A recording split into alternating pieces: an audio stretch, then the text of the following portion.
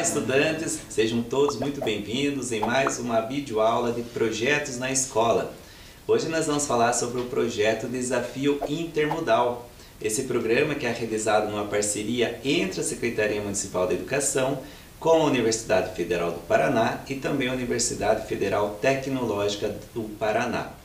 Bem, eu sou o Emerson, sou professor da Rede Municipal de Ensino, mas para falar sobre esse programa, nós temos aqui a companhia de dois convidados mais que especiais, dois professores universitários que vieram aqui falar sobre o programa Desafio Intermodal.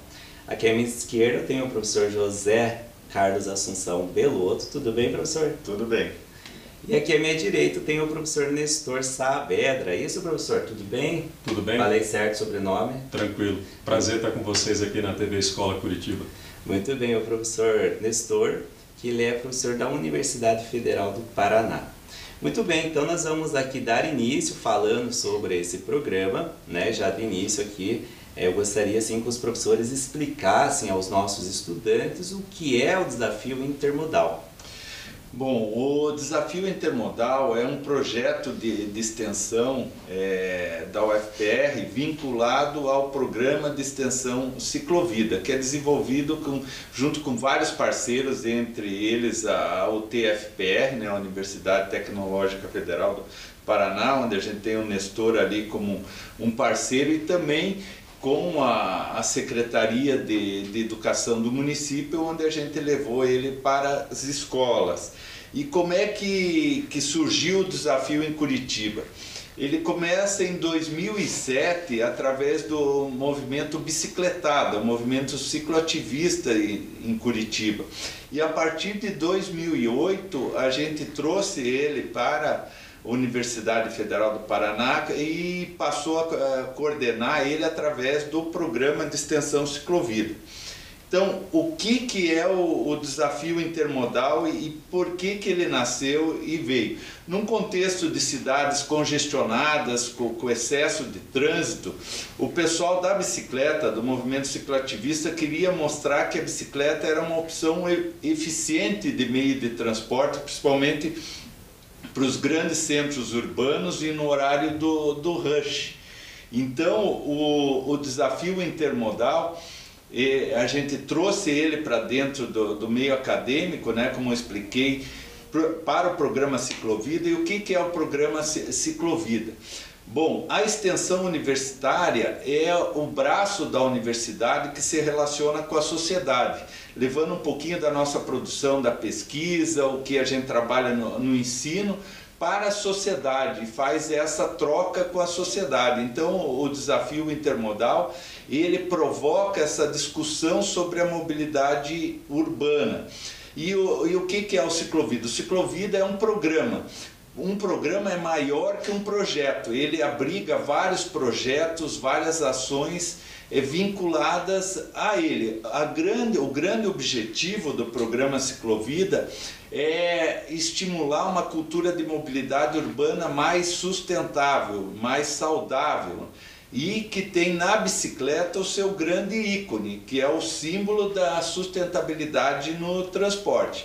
Então, desde 2008, o programa Ciclovida vem realizando o desafio intermodal em Curitiba, e a cada ano ele foi ganhando mais parceiros, e também desde 2011 a gente fixou um trajeto. Os primeiros anos a gente fez trajetos distintos, mas logo a gente percebeu que ficava difícil comparar ano a ano, fazendo trajetos diferentes. Então, o trajeto que se tornou tradicional e desde 2011 tem acontecido, ele sai lá do Centro Politécnico da Universidade Federal do Paraná, passa no escritório verde da UTFPR ali na Silva Jardim, e a chegada é no prédio histórico na Santos Andrade, no prédio histórico da Universidade Federal do Paraná, né? Então, esse trajeto de aproximadamente 10 quilômetros, ele tem uma variação, a gente fala aproximadamente, porque cada meio de transporte pode escolher o trajeto que for mais conveniente para si. Basta cumprir esses objetivos, né? Largou lá do Politécnico, tem que passar no ponto intermediário e daí chegar lá na Santos Andrade. Como a gente verifica essa eficiência dos meios de transporte? Através de 3 variáveis que a gente faz uma média e considera essas 3 variáveis, que é o tempo, quem é mais rápido, o custo financeiro para fazer aquele trajeto e emissão de gases poluentes. Então, a questão do tempo e do custo financeiro, a vantagem é do usuário. E a questão de emissões, o benefício é para a sociedade. Então, aquele modal que foi o mais rápido, por exemplo, ele ganha nota máxima naquele quesito. O que foi mais econômico, a nota máxima, né? E assim também a emissão de gases, e daí para baixo, o que foi o segundo recebe a segunda nota, e a média desses 3 fatores nos dá a eficiência do meio de transporte, que é a análise que a gente faz, né? Então, ao longo desses 15 anos, não, começou em 2007, 14 anos que a gente fez o desafio intermodal já, a gente já teve a participação de 402 participantes em vários modais ali, bicicleta elétrica, carro elétrico, patinete, skate, o pedestre, o corredor, o transporte coletivo, Uber, táxi.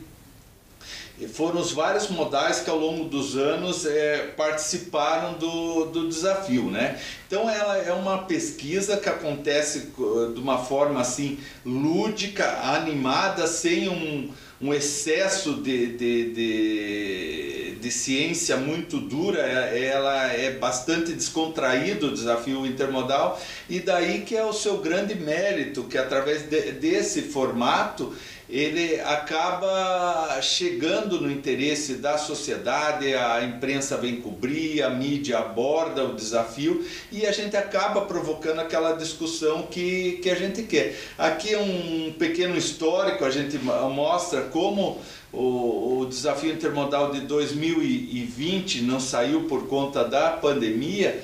Em 2020 a gente fez um compilado, deu uma publicação, um compilado, o resultado do desafio de todos os anos, e ali a gente te mostra, né, o histórico da classificação, onde a bicicleta acabou ganhando em praticamente todos os anos, porque mesmo quando ela não foi a mais rápida na questão tempo, ela acaba não tendo um gasto financeiro praticamente nenhum, ela não tem emissões e na média ela acaba passando os outros modais e prova a sua eficiência, né? Então, aqui é outra representação gráfica que mostra o tempo médio dos vários modais durante esses anos todos, e a gente consegue no desafio mostrar que a bicicleta é uma ótima opção para os grandes centros urbanos, para um trajeto entre 8 e 10 quilômetros. Ela se inscreve perfeitamente como uma opção e deve ser mais valorizada na cidade, assim como também a própria caminhada, até o corredor, que tem gente que não acreditava que num trajeto assim o corredor chega próximo. A gente teve também aqui a professora Márcia da Secretaria de Educação participando como corredor em alguns desafios, e às vezes as pessoas se surpreendem que num trajeto desse o tempo do corredor é até próximo ao tempo que a pessoa leva de carro por conta do congestionamento. Então o desafio acaba provocando toda essa discussão, né? E depois a gente monta um relatório, uma publicação que leva todos esses dados, né? Mostram esses dados que a gente consegue aferir durante o desafio intermodal, para que realmente a nossa sociedade faça essa reflexão sobre a mobilidade urbana e as opções de transporte que a gente tem. Então aqui eu mostro um pouquinho ali no slide essa repercussão que o desafio e a questão da discussão da mobilidade urbana a gente acaba conseguindo com a realização do desafio intermodal e outras ações de estímulo a essa mobilidade sustentável. E depois de alguns anos fazendo o desafio intermodal, surgiu o convite para a gente levar o desafio para as escolas, e daí o Nestor, que é a pessoa que fez o primeiro artigo fazendo essa abordagem, a possibilidade de levar o desafio intermodal como uma ferramenta pedagógica nas escolas. Muito bem, professor Belotto. A partir da sua explicação, nós podemos entender melhor então sobre o desafio intermodal, né? Ter esse conhecimento do quanto que é importante outros meios de mobilidade, né? Não só o carro, o ônibus, mas também principalmente a bicicleta como um deles. E alguns dados durante a sua apresentação nos chamaram bastante atenção, né, professores? Que justamente Curitiba sendo a capital com o maior número de carros por pessoa, né? Esse é um dado que o professor trouxe durante a sua apresentação e que nos chama a atenção. Também um outro dado, que os brasileiros gastam em média até 1h20, né? 1h30, 1h20 por dia em transporte público. E tudo isso também gera gasto, né? Seja em combustível, seja em estacionamento, seja em passagem de ônibus. E então eu gostaria que os professores falassem mais sobre isso, né? A importância de conscientizar as pessoas justamente de utilizar outros meios de transporte, fora o carro, o ônibus, enfim. Esse dado que Curitiba é a capital que tem o maior índice de veículo per capita, né, do Brasil, algo até contraditório, porque Curitiba é uma cidade famosa pelo seu transporte coletivo, só que ao mesmo tempo ela é uma das cidades que mais utiliza o automóvel no Brasil e mais tem. Então Curitiba ela tem mais de 1,5 milhão de carros registrados, inclusive se todos esses carros fossem para a rua ao mesmo tempo, a estimativa da Secretaria de Trânsito é que só 1/3 da frota vai todos os dias para a rua. Se eles fossem todos ao mesmo tempo, ia faltar espaço nas ruas para tanto automóveis.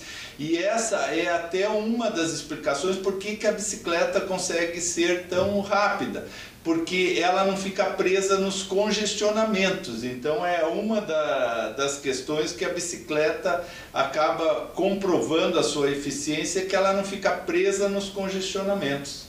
Legal, então assim, professor, além do tempo, do custo-benefício, também tem a questão da emissão de gases, né? Tem o custo direto, né, do uso da bicicleta, como você falou, né, passagem de trânsito, de transporte público, a questão do combustível, mas também tem os ganhos indiretos econômicos. Por exemplo, né, se você está pedalando, você está deixando de emitir gases que podem causar o efeito estufa, né, que aí tem uma consequência nefasta para toda a sociedade. Outro custo também que a gente tem que colocar em consideração é a diminuição dos gastos de saúde na rede pública. Porque se a população está pedalando, ela está se condicionando fisicamente e não precisa ir daqui para Ponta Grossa de bicicleta. Se todo dia você faz o teu trajeto 5 km de ida, 5 de volta, a médio prazo você vai ter um ganho na tua saúde, esse ganho é coletivo, né, e diminui também o impacto financeiro no sistema de saúde que tantas alegrias, né, deu para nós nesses 2 últimos anos. Né? Legal, e aqui, professor, ainda, né, voltando sobre o desafio intermodal, o professor explicou sobre como que ele acontece, como que é realizado, inclusive um dos trajetos. Até colocou o exemplo da professora Márcia, aqui da Secretaria, né, que participou do desafio intermodal. E assim, eu gostaria que o professor retomasse isso, explicando assim, por exemplo, qualquer pessoa pode participar do desafio, qualquer tipo de modal pode ser utilizado nesse dia do desafio, de que forma com que a pessoa também faz esse trajeto ali da casa para o trabalho, da casa para a escola, ou precisa ser necessariamente aquele trajeto que o professor explicou na apresentação? Bom, veja bem, o desafio tradicional que a gente realizou durante todos esses anos é nesse trajeto fixo, né? Politécnico, TFPR, Praça Santos Andrade. Normalmente a gente faz o convite para as pessoas participar, procurando equilibrar o número de participantes por modal. Por exemplo, umas 6 pessoas em bicicleta, umas 6 pessoas de carro, uns 6 corredores, porque o que vai para a classificação final é a média do modal, não é uma classificação individual. Porque para a gente ter uma composição que retrate melhor a sociedade, porque um ciclista muito rápido, ele não é o perfil médio, nem aquele muito lento, então a gente procura estabelecer essa média. Nesse ano de 2021 também a gente fez um novo formato do desafio intermodal, até por conta da pandemia, para não ter aglomeração, onde a gente colocou que as pessoas poderiam escolher um trajeto e a gente faria o mapeamento desse trajeto através dos aplicativos, como Strava, Wikiloc, e faria o relatório. Também foi um sucesso, então provavelmente em 2022 a gente vai ter essas duas modalidades, o desafio tradicional no trajeto fixo, com as pessoas fazendo através do convite que a gente faz, e também um modelo aberto onde as pessoas vão poder se inscrever e fazer o desafio escolhendo o trajeto da minha casa até o meu trabalho, até a minha escola. A gente vai poder oferecer essas duas modalidades do desafio a partir de 2022. Legal. E olha só, nós estamos aqui, né, com a presença de 2 professores que têm todo esse conhecimento, que estão nos transmitindo hoje, mas que sim, tem essa experiência no dia a dia, né, professor? Então gostaria que você falasse, comentasse, inclusive para essa videoaula o professor já veio pedalando, e falasse um pouquinho das experiências que o professor tem ali, né, desses desafios. Quem sabe os nossos estudantes também se sentem estimulados aí cada vez mais a pegar a sua bike e fazer trajetos, né, seja da casa para a escola, da escola para casa, ou talvez o supermercado, enfim. Então eu gostaria que até o professor comentasse um pouquinho das experiências, né, dos trajetos que o professor já realizou. O próprio trajeto do desafio, né, que o Belotto mostrou para a gente, né, sai do Centro Politécnico, passa no escritório verde da UTFPR, depois o prédio histórico da Santos Andrade, ele meio que é um trajeto também pensado como se fosse uma pesquisa de origem e destino. Né? Eu vou até a universidade, eu vou no meu trabalho no centro da cidade, né? Quanto tempo eu levaria? E o desafio ele sai às 18 horas de uma sexta-feira, para simular mesmo o horário do rush, né? Eu participo do desafio, né? O Belotto sempre convida, né? E lá eu me comporto como esse ciclista urbano que realmente eu sou, né? Eu não ando na canaleta, eu utilizo a infraestrutura cicloviária, né? E procuro também respeitar toda a sinalização de trânsito, né? E para mim, como opção, eu sou ciclista o tempo inteiro, né? Eu vim para cá trabalhando, não por uma questão, pedalando, não por uma questão de capricho, mas é porque eu faço mesmo isso, né? E aqui na frente a gente tem, inclusive, a Via Calma na Avenida João Gilberto, né? Então, os ganhos, né, para a minha saúde, para a minha comunidade, também para a minha saúde mental, eu recomendo. E como eu comentei, né, não precisa comprar uma bicicleta e ir até Ponta Grossa pedalando, né? Você pode fazer o teu trajeto de casa, do trabalho, da escola, pequenas compras, né? Tudo isso de bicicleta com a maior comodidade. Legal, e só para finalizar também, né, professor, durante essa explicação inicial ali, o professor falou sobre a ciclovida, né, dos projetos que é desenvolvidos, e tem várias orientações, né, como o professor aqui mencionou, sobre essa questão de não utilizar a canaleta, né, para andar de bicicleta. São orientações também necessárias, né, para que as pessoas que vão utilizar a bicicleta como um meio de transporte, também elas respeitem, né, essas orientações que são determinadas para quem está usando esse meio de transporte, né? Sim, muitas pessoas não sabem, mas a bicicleta ela está prevista no Código Brasileiro de Trânsito. Ela é considerada um veículo, então ela tem que respeitar as leis do trânsito. E eu acho que uma questão que todo mundo tem que refletir, que o grande rei, digamos, do trânsito é o pedestre, a pessoa humana, que é o que deve ser mais cuidado no trânsito. E a gente tem também uma regra que fala que o maior tem que cuidar do menor. Então o motorista de caminhão, de ônibus tem que cuidar do carro, que tem que cuidar do motociclista, que tem que cuidar do ciclista, e todos têm que cuidar do pedestre. Porque pedestre, independente se em algum momento eu sou ciclista ou se eu sou motorista de carro, pedestre em algum momento todos nós somos. E é a figura do ser humano que é o que deve ser a finalidade do cuidado e do respeito de todos. Professor Nestor, nós estamos aqui falando sobre o desafio intermodal, conhecendo melhor sobre esse programa que é desenvolvido nessa parceria entre a Secretaria Municipal de Educação com as universidades federais, tanto a UFPR quanto a UTFPR. E uma das perguntas que vem, né, é justamente esse: como que houve esse envolvimento do programa dentro das escolas municipais aqui de Curitiba? Qual foi a motivação para levar esse conhecimento e também esse desafio com os estudantes da rede? Ô Emerson, a gente tem que, antes, né, a gente tem que lembrar qual é o papel da universidade pública, né?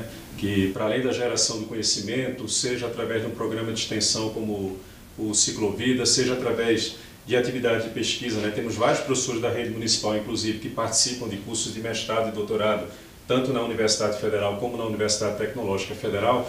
A função primais da universidade sempre foi atender a sociedade. Então a gente se pergunta, né, por que na Holanda é diferente, por que em Copenhague é diferente, eu fui em Estocolmo também é diferente, né, e por que em Curitiba não é diferente? Não é? Então a gente tem que ver, como um exemplo aí, o contexto, né, de Curitiba, né? A gente tem o BRT, né, a popular canaleta do ônibus expresso, as estações tubo, né? Mas há questões que nós temos que abordar, que é a formação do cidadão, né, para ocupar esse espaço, para ser um agente ativo no trânsito, né? Então, nas canaletas de ônibus, a gente tem pessoas caminhando, né, tem os ciclistas, né, tem todo esse esforço da via calma, das ciclofaixas, etc. e tal. Então, qual é o argumento? A gente percebe que nesses países que nós citamos como exemplo, né, a formação do cidadão para o trânsito, ele ocorre primeiramente na escola, já na educação infantil. Então essa aproximação das duas universidades, né, federais que têm sede aqui em Curitiba, né, com a Secretaria Municipal de Educação de Curitiba, ela foi natural porque a própria Secretaria sentiu a necessidade de formar os cidadãos para o trânsito já nas suas etapas iniciais, né, na escola. Então, como a gente pode ver, tem uma maneira baseada na ciência de calcular isso aí. Não vamos fazer conta agora aqui, não é o objetivo da nossa aula de hoje, né? Mas para mostrar para vocês que nas aulas de ciência, na aula de física, né, tem uma maneira da gente calcular, ter um dado quantitativo e chegar, olha, não anda de bicicleta, por exemplo, na canaleta, né? Então, um exemplo seria o teorema do impulso, que é o que a gente utiliza para calcular colisões de automóveis, etc. e tal, né? Todo mundo aqui já viu aqueles vídeos onde eles fazem o crash test, né? O carro batendo numa parede, o carro é seguro, não é? É com base disso que está na tela. Então eu peguei alguns exemplos aqui. O primeiro, né, colisão do carro com a bicicleta mais um ciclista. Então vamos supor que ele está na via calma, 30 km por hora, né? A velocidade da bicicleta 15 km por hora, a massa combinada 95. Não vamos se ater nas contas, tá, Emerson? Só quero pegar um resultado aí, que essa colisão singela, vamos dizer assim, né, ela dá uma força de cerca de 400 milhões de newtons, né? Quem lembra aí da aula de física, newton, unidade de força e tal, só para a gente ver. Quando você está arrastando uma cadeira na tua casa, você está aplicando uma força na cadeira de uns 10 newtons. Se um carro bate em você, você está recebendo uma força de 400 milhões de newtons, isso a 30 km por hora, né? Vamos aumentar um pouquinho a velocidade do carro, porque a gente fica pensando, por que na área calma é 40, na via calma é 30, por que não 60, né? 40 km por hora já dá uma força de 660 milhões de newtons na correção, na colisão. Então, veja, de 30 para 40 km por hora já houve um aumento de 50% da força que nós recebemos de impacto, né? E a 60 km por hora? Né? 60 km por hora, o automóvel, a gente recebe uma força de mais de 1 bilhão de newtons. Recordando, arrastando uma cadeira no meu quarto é uma força de cerca de 10 newtons, né? Bom, e aí alguns cálculos, né, que a gente faz rapidamente. Bicicleta e ciclista tem uma quantidade de movimento, né, cerca de 400 kg, metros por segundo, enfim, né, um automóvel 25 mil e o biarticulado 400 mil. Então, o Isaac Newton, ele mesmo, né, ele elaborou essa ideia de quantidade de movimento, né, massa vezes velocidade, justamente para dar uma ideia do quanto, né, seria o potencial de impacto de um objeto, de um automóvel, de uma bicicleta se movimentando. Então veja, uma bicicleta a 400 km/s por segundo, um biarticulado a 40 km por hora, que é a velocidade indicada para eles, né, na canaleta do ônibus expresso, 400.000 km/s por segundo. Então aqui a gente tem, né, os órgãos municipais de trânsito, ele chega, o ciclista não pode ir na canaleta, não pode caminhar na canaleta também, vá para a via calma, vá para a calçada, né? Não é um capricho, tá, Emerson? Tem uma maneira, utilizando a ciência, da gente fazer essa demonstração.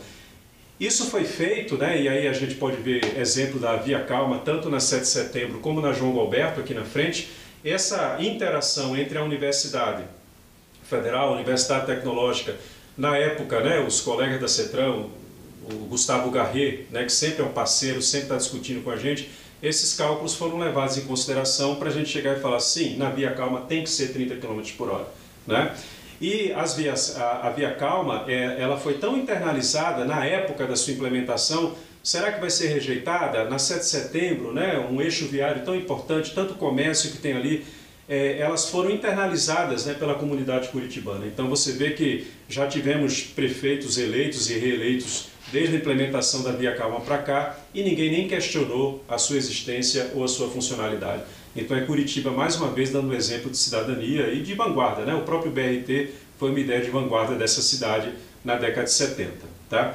Então, a questão que surge, né?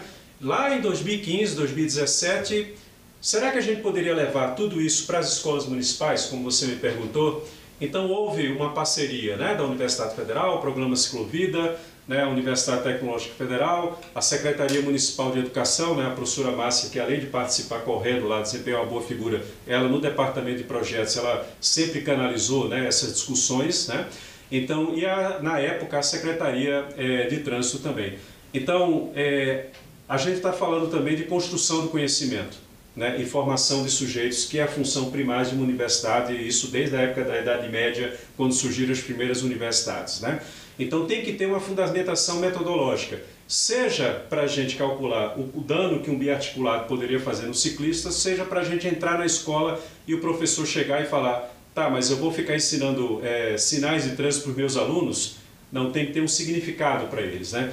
E o que a gente escolheu foram os 3 momentos pedagógicos, né, que é uma derivação da pedagogia do Paulo Freire, que foi feita para a alfabetização de adultos na década de 60, na década de 70 do século passado, e os 3 momentos pedagógicos, né, do grupo da Federal de Santa Catarina, os professores Angotti, Demetrio Elizoikov e Marta Pernambuco, né, foi como pegar a pedagogia do Paulo Freire e levar para ensinar ciências, né? Esse foi o desenvolvimento. E houve também todo o envolvimento, né? A direção da escola, a equipe pedagógica, os professores, os alunos, os pais, todos eles participando da construção do desafio intermodal nas escolas municipais, né? Bom, e aí você me pergunta, né? Mas tem uma motivação curricular? Ok, né? O Paulo Freire, a parceria com as universidades, mas será que não seria um corpo estranho na programação curricular das escolas? E aí a gente foi buscar lá nos PCN+, os Parâmetros Curriculares Nacionais, né? Onde eu destaquei aí, né? Veja que não é um corpo estranho. É previsto na própria motivação curricular, né, a formação de um cidadão contemporâneo, atuante e solidário, com instrumentos para compreender, intervir e participar na realidade. O trânsito faz parte da realidade. Quando você me perguntou, mas você veio para cá pedalando? Faz parte da minha realidade, né? Bom, e como é que a gente fez essa inserção na escola, né? Então o professor de ciências, ele falava a questão dos movimentos, como o Belotto colocou, né? Olha, mas a bicicleta, ela vai a 30 km por hora, um ciclista bem condicionado, né? O automóvel, mesmo seja um automóvel popular, ele tem uma velocidade máxima de cerca de 150 km por hora. Como é que a bicicleta pode ter chegado antes? Não é estranho isso, né? Nós falamos de saúde também. Então, a professora de ciências, ela pode aportar aspectos de biologia, corpo humano, saúde e meio ambiente. Geografia, a percepção do espaço que a escola ocupa naquela comunidade. E aí a gente tem um exemplo bem bacana, mandar um abraço para os professores lá, as professoras da escola Elei Mel, ali no Pilarzinho, que a gente até ficou um pouco preocupado, né, Belotto, que os modais foram chegando no desafio intermodal, né? Eles saíram do Erlei Mel, foram até o Parque Tanguá e voltaram, né? E chegou a bicicleta, chegou o carro e cadê, né, a piazadinha lá com a professora de geografia caminhando, né? E finalmente ela chegou, ufa, e ela demorou mais porque ela fez uma caminhada observacional no bairro do Pilarzinho.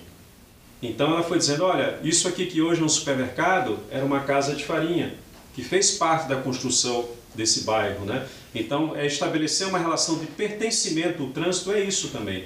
Eu me senti, né? O piloto colocou, o pedestre é o mais frágil, mas ele é o mais importante no trânsito, né? Então eu senti que eu devo ocupar aquele espaço com segurança, com um significado, faz parte de estabelecer essa relação de pertencimento com o espaço que a escola ocupa, que a professora de Geografia do Erlemel fez tão bem, foi um exemplo bem bacana.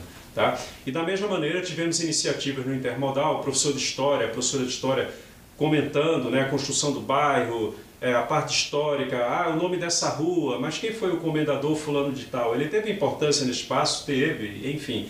Então não é só falar de trânsito, é falar de ocupar o espaço, né, uma relação de cidadania com o próprio espaço que a gente ocupa. Tá? A própria educação física, né, professor? O professor mencionou sobre saúde, qualidade de vida, né?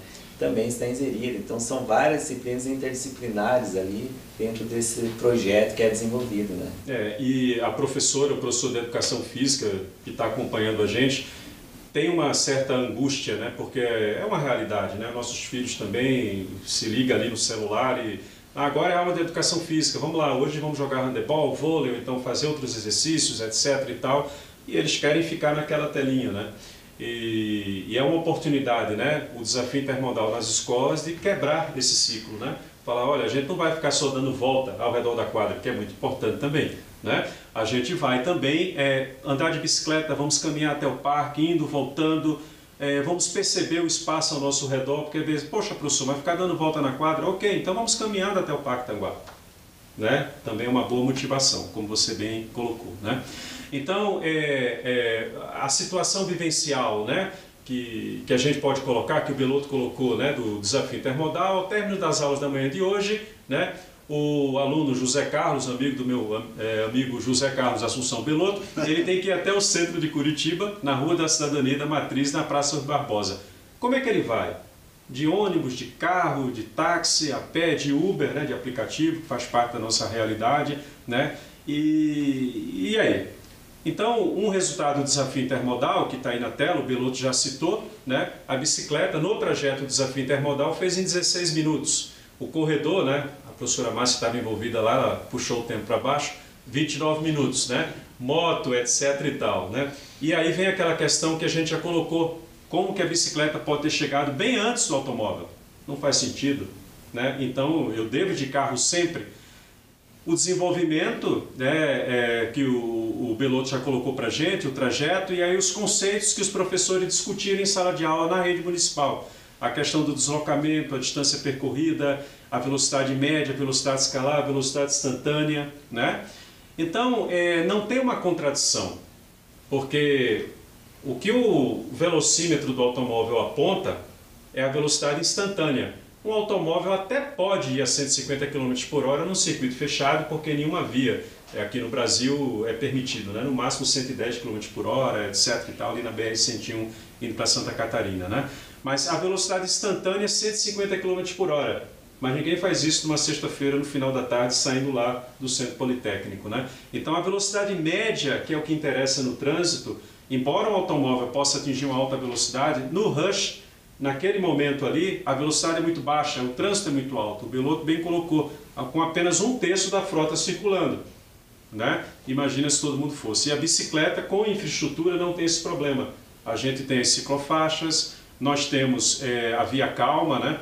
E também a gente precisa de educação, né? E onde não tem via calma, onde não tem ciclofaixa, nós temos motoristas, ciclistas e pedestres formados, né? Receberam educação sobre isso desde as séries iniciais do ensino fundamental, que foi a preocupação da Secretaria Municipal de Educação.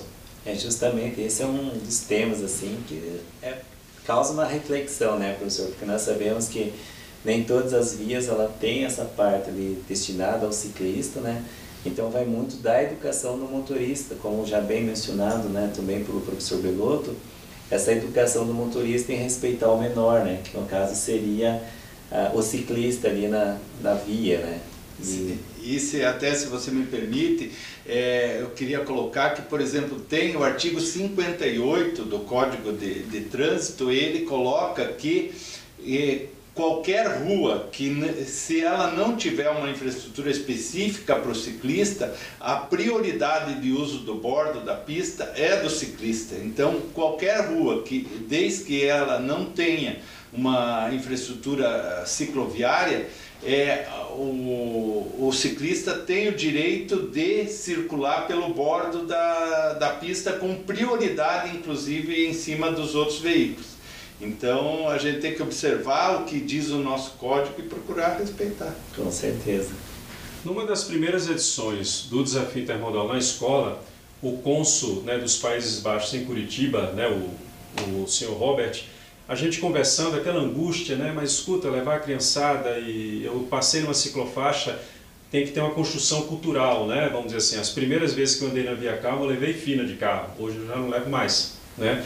E o Robert, ele colocou para a gente, disse, olha, a virada de chave lá nos Países Baixos foi da final da década de 60 e início da década de 70. E assim, professor Nestor, muita gente foi atropelada, né? Houve discussões no trânsito, tudo isso que eu estou vendo vocês passarem agora. Mas a mudança, ela foi uma mudança cultural que começou na escola. Aí, de novo, citando o nosso amigo Gustavo Garreiro, sempre chama a atenção da gente que o trânsito está apoiado no tripé. Tem que ter infraestrutura, ok? Via calma, ciclovia e tal, né? Tem que ter a fiscalização, a questão de 1,5 metro de distância da bicicleta, né? Os agentes de trânsito têm que se ater a isso aí também. E o fundamental, tem que ter a educação.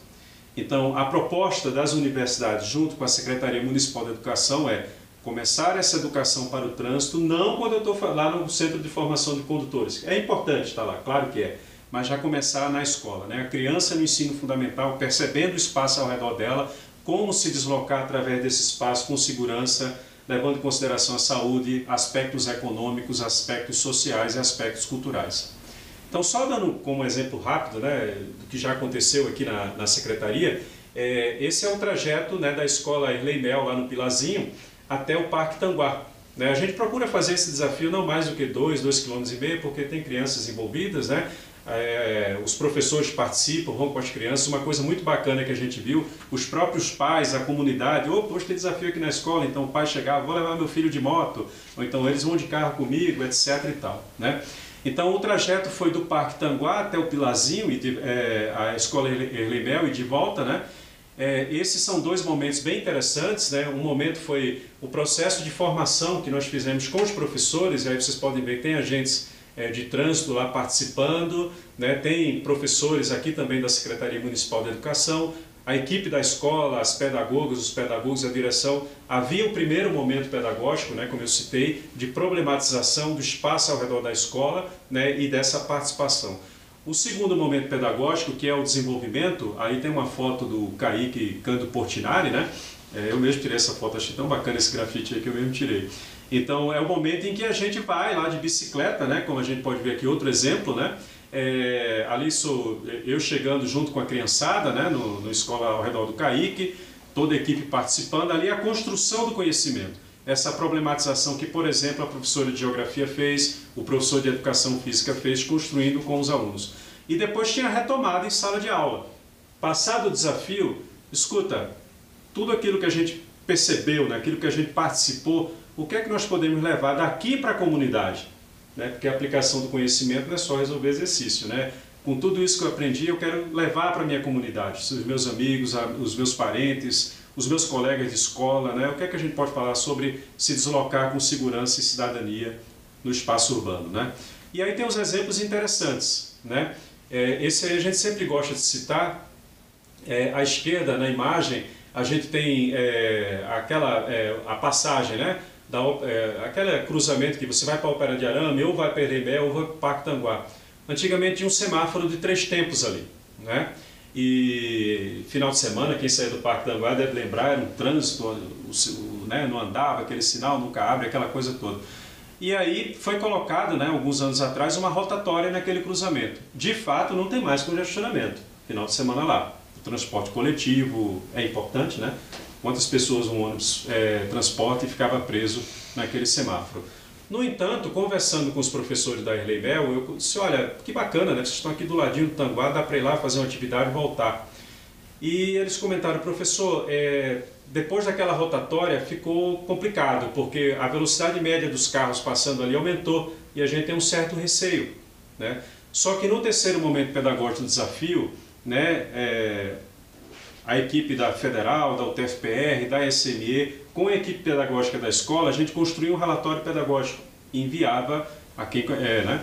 E aí a gente mandou para a engenharia de tráfego aqui de Curitiba e eles se sensibilizaram e hoje, se você passa nessa rotatória, ela está bem sinalizada, né? Tanto a sinalização horizontal como a sinalização vertical. Então foi, né, um dos desdobramentos do desafio intermodal, né? A questão também do transporte coletivo, né? Algumas linhas de ônibus não contemplavam a passagem pela escola. Nós mandamos também um relatório, né, para os órgãos responsáveis, né? Bom, e para finalizar, né, tudo isso que a gente está discutindo, a pandemia atingiu outra dimensão, né, que tem a imagem de uma ciclovia temporária, né, na cidade de Bogotá. Várias cidades utilizaram as ciclovias temporárias, né, como um mote, né, disse, olha, será que isso pode vir para ficar? Bogotá já tem uma tradição, inclusive bebeu muito na Fundo de Curitiba, né, no transporte coletivo, na ciclomobilidade, mas essas ciclofaixas temporárias, elas foram bem absorvidas pela população e tudo indica que elas irão permanecer, né? Bom, então agradecer, né, o convite do Emerson, o convite dos colegas da Secretaria, meu amigo Belotto, estamos juntos novamente e ficamos à disposição de todos vocês, né, para o que vocês precisarem da gente e aprofundar cada vez mais essa parceria junto com a Secretaria Municipal da Educação. Com certeza, professor, nós que agradecemos, né, na Secretaria Municipal da Educação aqui, com certeza os nossos estudantes tiveram um momento muito legal, de muito conhecimento, aprofundamento sobre esse projeto que é desenvolvido nas escolas municipais aqui de Curitiba, né, e agradecer também aqui o professor Belotto, que veio aí também dessa parceria, falar mais sobre esse projeto tão maravilhoso que é desenvolvido, né, e já fica o desafio aí para os nossos estudantes, né, professor? Quem sabe aí no próximo desafio, em 2022, sem pandemia, né, estarem participando. E também eu achei interessante esse novo trajeto, né, não só o local fixo, mas também deles poderem realizar, seja da casa para o trabalho, da casa para a escola. Isso foi bem legal, veio para ficar, né, professor? Veio, muitas coisas, apesar da coisa ruim, digamos, que foi a pandemia, ela nos trouxe muito aprendizado e muitas novas questões que talvez levassem 10, 20 anos para acontecer, se acelerou durante a pandemia, com a mudança de hábitos, né? E esse novo formato do desafio, onde a gente pretendia e conseguimos que pessoas de outras cidades participassem, de outras comunidades, a gente conseguiu isso e ele veio para ficar, e a gente vai conseguir ofertar essas duas maneiras, porque daí tanto as pessoas participam daquele nosso desafio presencial, onde já é o trajeto tradicional, mas também dá oportunidade para as pessoas fazerem esse exercício da sua casa ao trabalho, ao seu local de estudo, e veio para ficar, com certeza. Legal. Professor Nestor, muito obrigado novamente. Professor Belotto, muito obrigado. E obrigado a vocês que acompanharam a nossa videoaula. Um abraço e até a próxima. Tchau. Tchau.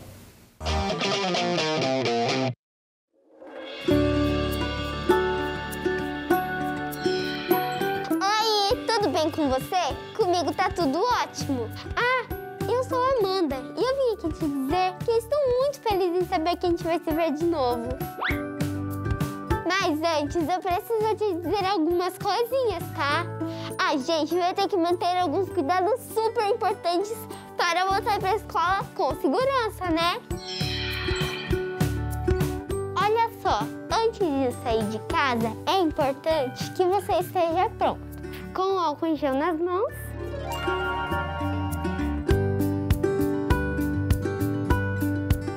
e a máscara certinha no rosto. Passa o álcool em gel de novo. Use máscara sempre, inclusive no busão. Sabemos que a saudade é enorme, mas ainda não dá pra gente se abraçar. E nada de beijos e apertos de mão também. A distância é a melhor forma de mostrar que você tá sempre junto. E ficar 1,5 metro dos seus amigos, tá?